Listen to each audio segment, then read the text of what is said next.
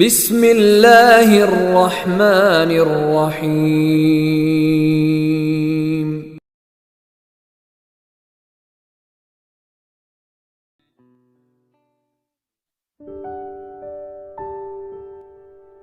Ini saya bawa beberapa nasihatnya Imam Malik kepada Imam Syafi'i.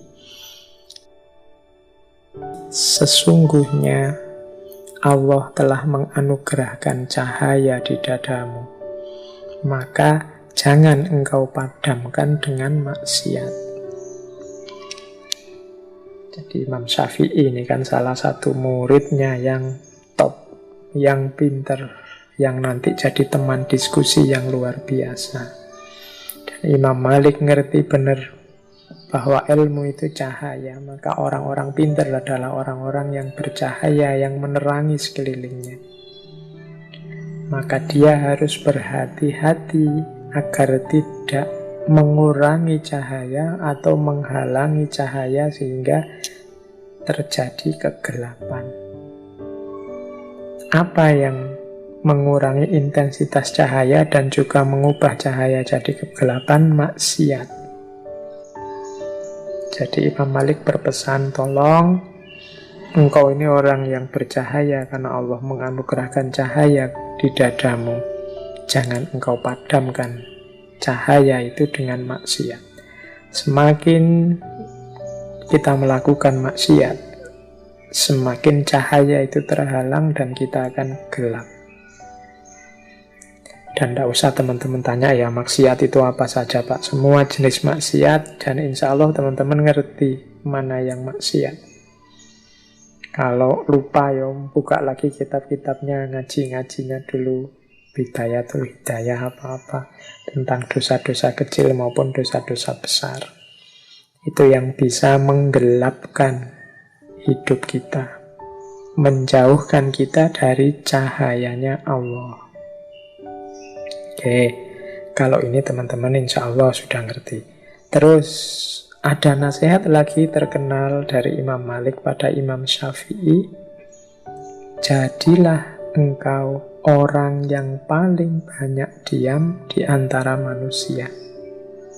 Jika mereka benar, ikutlah di dalamnya, dan jika mereka salah, jangan ikuti mereka.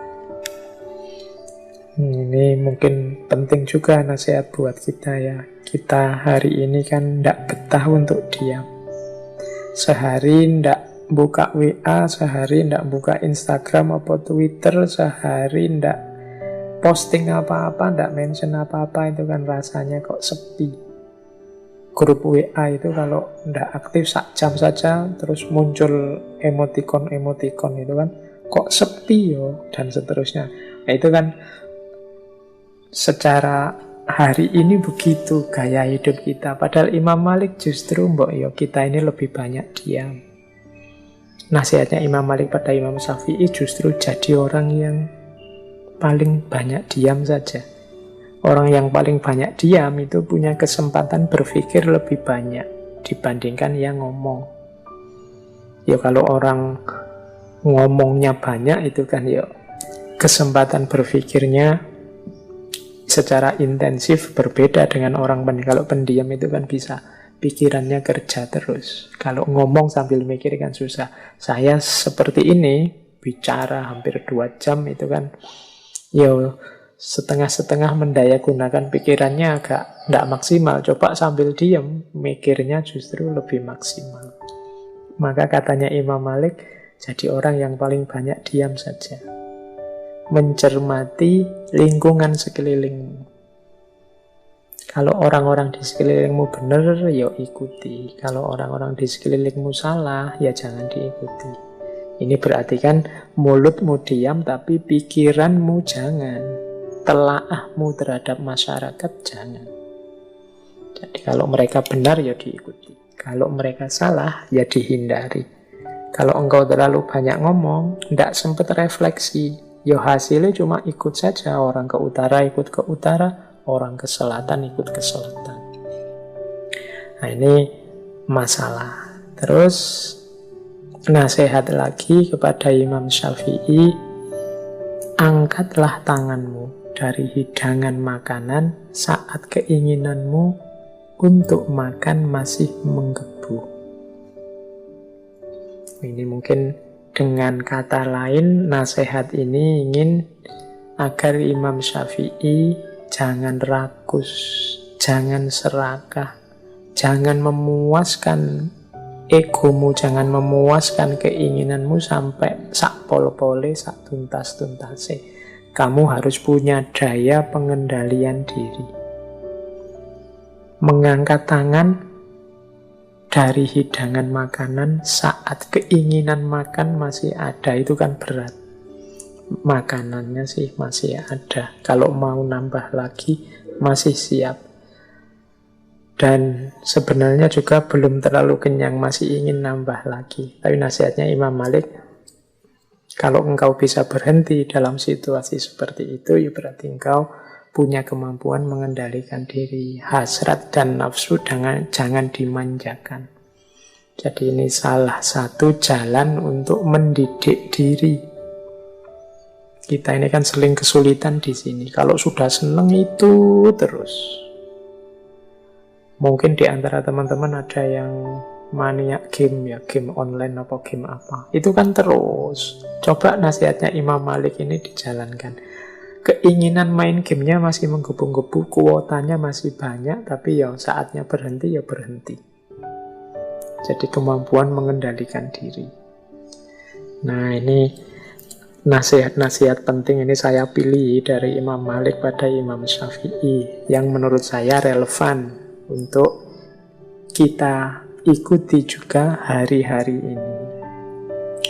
Oke, ini Imam Malik dan Imam Syafi'i ini kan guru murid, sama-sama pinter, sama-sama luar biasa. Dalam banyak pandangan mereka ini berbeda. Tapi tetap Imam Syafi'i menghormati Imam Malik. Imam Malik menyayangi Imam Syafi'i.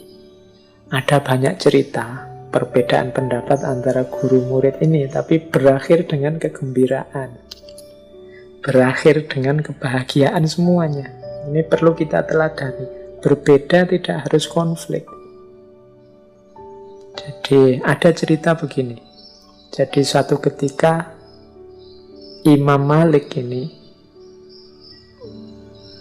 bilang pada Imam Syafi'i pandangannya tentang rezeki. Katanya Imam Malik, rezeki itu datangnya tanpa sebab. Orang itu cukup bertawakal pada Allah, nanti Allah akan memberi rezeki. Rumusnya, katanya Imam Malik, lakukan yang menjadi bagianmu, selanjutnya biarkan Allah mengurus yang lainnya. Ini Imam Malik mengikuti hadis, kalau sabdanya Rasulullah, kalau kalian bertawakal pada Allah, sebenar-benarnya tawakal, Allah akan memberikan rizki kepada kalian sebagaimana rizki kepada burung yang pergi dalam keadaan lapar lalu pulang dalam keadaan kenyang. Jadi pendapatnya Imam Malik, rezeki itu tidak usah dicari, cukup orang itu jalankan tugasnya dengan baik. Yang guru jadi guru dengan baik, dosen jadi dosen dengan baik, yang tani ya kerjakan lahannya dengan baik, sudah. Rezekinya apa, berapa, seperti apa, itu urusannya Allah dan akan datang sendiri. Nah, ini pendapatnya Imam Malik. Nah, Imam Syafi'i punya pendapat yang berbeda kepada gurunya. Wahai Syekh, karena tadi alasannya hadis seperti burung yang pergi dalam keadaan lapar lalu pulang dalam keadaan kenyang, Imam Syafi'i bilang, wahai Syekh, kalau burung itu tidak keluar dari sangkarnya, bagaimana mungkin ia mendapatkan rezeki? Jadi gurunya bilang rezeki itu tidak usah dicari, dia akan datang sendiri. Kalau Imam Syafi'i bilang, ya ndak, rezeki ya harus dicari, harus dijemput. Nah ini beda pendapat, tapi ya ndak gegeran. Nah, ada cerita terus. Suatu ketika Imam Syafi'i ini berjalan-jalan, beliau melihat serombongan orang sedang panen anggur. Terus Imam Syafi'i, wah ini ada kesempatan untuk dapat rezeki. Imam Syafi'i terus membantu panen anggur itu, membantu orang panen. Nah, setelah panen selesai, Imam Syafi'i diberi imbalan beberapa ikat anggur sebagai balas jasa. Wah, ini seneng Imam Syafi'i ini, dapat anggur lumayan ini.